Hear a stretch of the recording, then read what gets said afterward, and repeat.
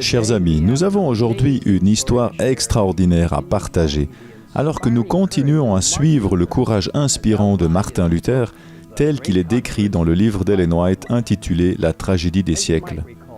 Comme vous vous en souvenez peut-être, Luther s'est attiré les foudres de l'Église de Rome pour avoir prêché et enseigné la vérité biblique sur le salut.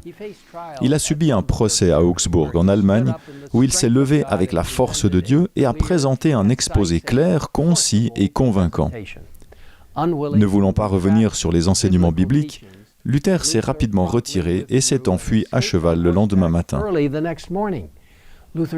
Les ennemis de Luther devinrent furieux et pressèrent le pape d'excommunier l'hérétique. Luther resta cependant fidèle, et lorsqu'une bulle papale le condamna, il la brûla publiquement. Il poursuivit sa route, déterminé à prêcher ce que Dieu lui avait révélé par sa parole.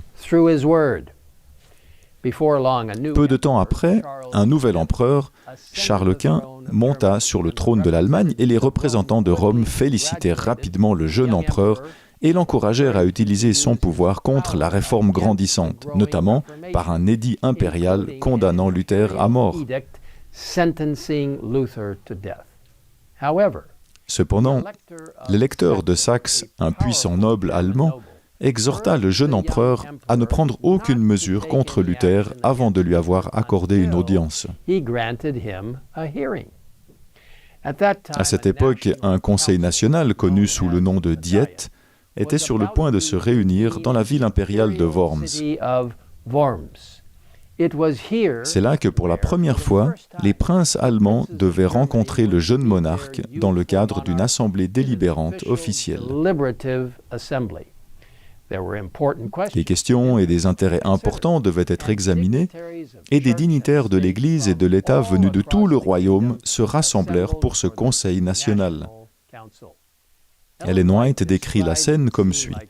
Des seigneurs séculiers de haute naissance, puissants et jaloux de leurs droits héréditaires, des ecclésiastiques princiers, conscients de la supériorité de leur rang et de leur autorité, de brillants chevaliers accompagnés de leur suite, ainsi que des ambassadeurs de pays étrangers et lointains s'étaient réunis dans cette ville.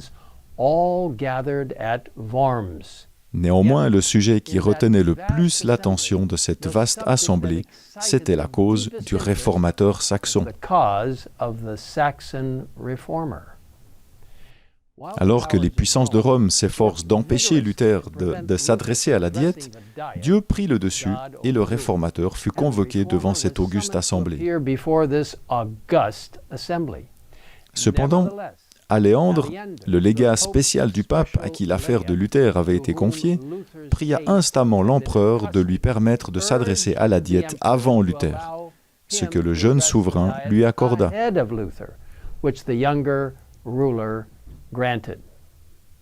Ce fut un jour de fierté pour Aléandre. De lui, on nous dit, « Bien doué sous le rapport de l'éloquence, il sut s'élever à la hauteur des circonstances. Mettant à réquisition toute sa science et toute son éloquence, Aléandre accumula contre Luther accusation sur accusation. Il y a, dit-il, dans les erreurs de Luther, de quoi faire brûler 100 000 hérétiques. »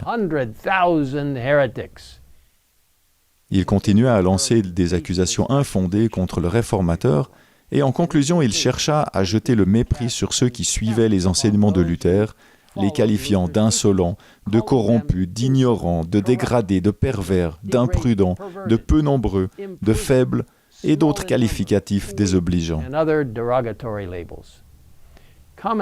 Ellen White écrit à ce sujet « Telles sont les armes employées en tout temps contre les représentants de la vérité.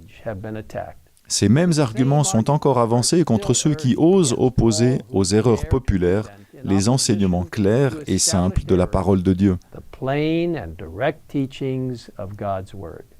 De tels arguments exercent leur influence sur le monde, mais ils ne sont pas plus concluants maintenant qu'au jour du réformateur. » Elle poursuit, « La réforme n'a pas pris fin avec Luther, comme beaucoup le supposent. Elle doit se poursuivre jusqu'à la fin de l'histoire de l'humanité. De son temps à nos jours, des lumières nouvelles n'ont cessé de jaillir des pages des Saintes Écritures. Alors qu'il semblait que Rome avait remporté la victoire grâce à l'éloquence d'Aléandre, c'était en fait le début de sa défaite. Le Saint-Esprit incita un membre de cette assemblée à rendre compte des effets de la tyrannie papale. Noble et ferme, le duc Georges de Saxe se leva dans l'auguste assemblée. Après avoir décrit avec une exactitude impitoyable les abus de la papauté ainsi que leurs déplorables conséquences, il conclut: voilà quelques-uns des abus qui crient contre Rome. Toute honte bannie, on ne s'applique plus qu'à une seule chose: amasser de l'argent, encore de l'argent.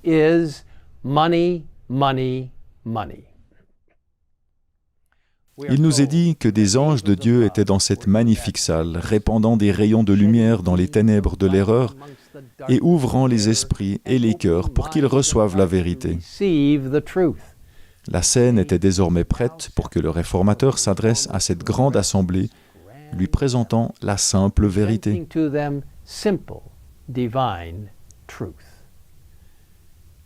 Chers amis, alors que le grand conflit se poursuit, Dieu appelle aujourd'hui des hommes et des femmes à se lever et à proclamer sa vérité dans l'amour, en apportant dans la vie des gens la puissance des Écritures et l'espoir qu'elles apportent. Êtes-vous prêts, par sa puissance, à prendre position pour lui aujourd'hui? Si c'est le cas, je vous invite à le lui dire dès maintenant, alors que nous prions ensemble. Père Céleste, nous te remercions d'avoir donné à Martin Luther le courage de se lever, de parler avec amour, mais avec conviction, de la précieuse vérité biblique que beaucoup d'entre nous tiennent pour acquise. Aide-nous, Seigneur, à être fermement enracinés dans cette vérité biblique, à la lire, à prier à son sujet, à l'enseigner et à la vivre par ta puissance. Aide-nous, Seigneur, à nous tenir à tes côtés lorsque nous verrons le prochain retour du Seigneur. Aide-nous à supporter les temps difficiles à venir et à réaliser que, comme tu as été avec Martin Luther, tu seras avec nous. Merci pour la parole de Dieu, pour l'encouragement qu'elle apporte à nos cœurs et pour la vision qu'elle nous donne de l'apogée du grand conflit lorsque Jésus reviendra.